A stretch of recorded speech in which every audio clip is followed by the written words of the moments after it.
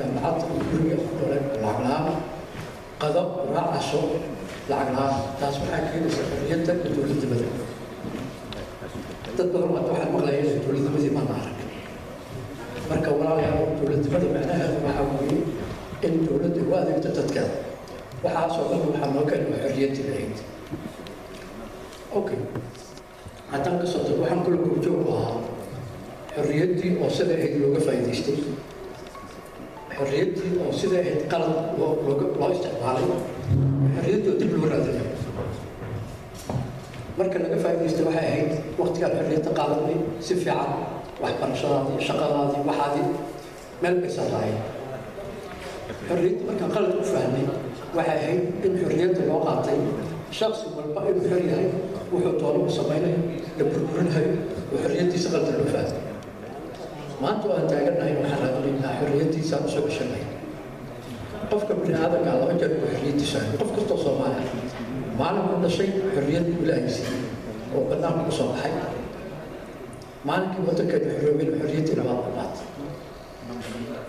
maalinkaan aragtid xorriyadda lagu siinayo waxaa lagu xor baa u tahay waddankaada iyo dadkaada iyo saad adigu isticmaalaysa saa u shaqaynaysa laakiin waxaa lagu yiri xorriyaddaas ilaahay uu siiyey uga manaafacaadso u isticmaal sida qaybka ku jiro maaha xor baa tahay waxaa doonta samee xorriyaddaas sida qaybka ku jiro u isticmaal waxaa kuu soo array xorriyaddii dowladnimada oo markale waad la qaadanaya qof kastoo soomaaliyeed maanta kowda luulyo waa maalin xorriyad okay dad badan oo dhalinyaraha waxay isweydiinayaan war xorriyadda kowda luulyo aan u dabaaldegayno maxay tahay xorriyaddan maanta u dabaaldegayno waxaa weeye maalinkii xaqa ummadda soomaaliyeed ay soo laabatay xorriyaddeedii waa helay wax walbaa la helay oo waxaanu ku helay weli si shuruud la'aan shuruudna ugu maxay xorriyaddu dalkayga iyo dadkaygii aan anaga aan maamulanay dastuurkayga aan samaysanay diintayadaan ku dhaqmayno waan waxa ugu qaalisan oo qof bini aadam u helo marka walaalayaal waa lii taagan yahay hawshii waa soo dhowdahay marka xaqaygii waa soo ceshanay xaqayga axsano si fiican aan u ilaalsano wixii qaladaad u dhacay hore u dhacayna aan saxno wax walba waa la kaldamaa waana la saxaa marka ilaahay qayrkaan u hagaajiyo wax kale oranayo intii ku horreysaa sheegtay taariikhdii kale waa dhamaadsantii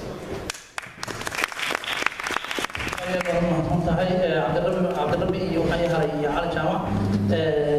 aad iyo aad u mahadsantihiin kadibna waxaan kuu furi doonaa waxaan u fasixi doonaa kaga dhex bixi doonaa dhalinyarada iyo weliba fanaaniinta waxaan yeerayaa cali jaamac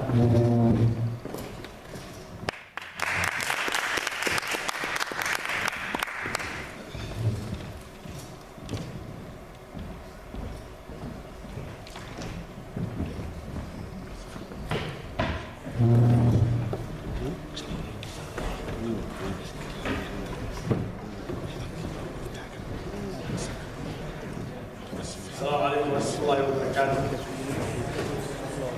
تكبر على الصومالي حنو حمدو هاي سرعة سفير الصومالي وفد يعملوا باليوم يقارب اليوم بوردان دون علي سعيد فقي يتيم كيسة جاليرها الصومالية فدي ملاشة دوميها جاليرها الصومالية عباس وسوق رمضانية حفلتان dhammaan marti sharafka kale rag iyo dumarba wasiirkii hore xamdulle garaadka dhammaantiin saxaafadda iyo fanaaniinta wadin salaama intii hadal ahaa waxaa yidhi khowradii iga horreysay marka haddana waxaan kusoo istaagay mar haddii la yeeray inaan meesha soo istaago maanta waa maalin weyn waa maalin farxadeed waa maalin kulligeen loo baahan yahay meel ay joognaba inaynu xusno dalka gudihiisii iyo dibaddiisana هذا هذا وحتريو ولا يجري وحي وانا والله ينفري وهذا أبو تريا كليه وحي تاه إنه ضل كأنه بقول والله ينور شيء وحلا ينقطع ما أنت نهار كان فريد مخطوف كله يهي وحنا أكسر وكليه وشيء وسنو شيء وح معناها دبكيري وهو أنت بحرد هدي وناك عن الفرح وح بلغ وناك اللي هي هذين بدنا أنت إلا وحنا اللي هي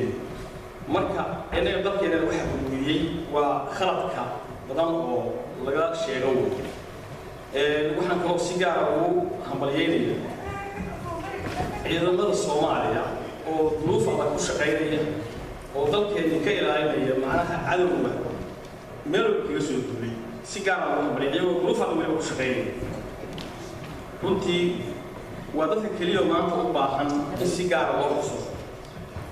maxaa yeelay dadaan misaal qaadan oo dhaqaale qaadan oo iyagu intaa difaaca ku jira dalkoodii ciidoodii loo dhaafiyay marka waxaa la inaga rabaa innaguna inaynu ku taageerno bal wax kala haddaana qaban qoraal ahaan inaynu taageernaa la inaga rabaa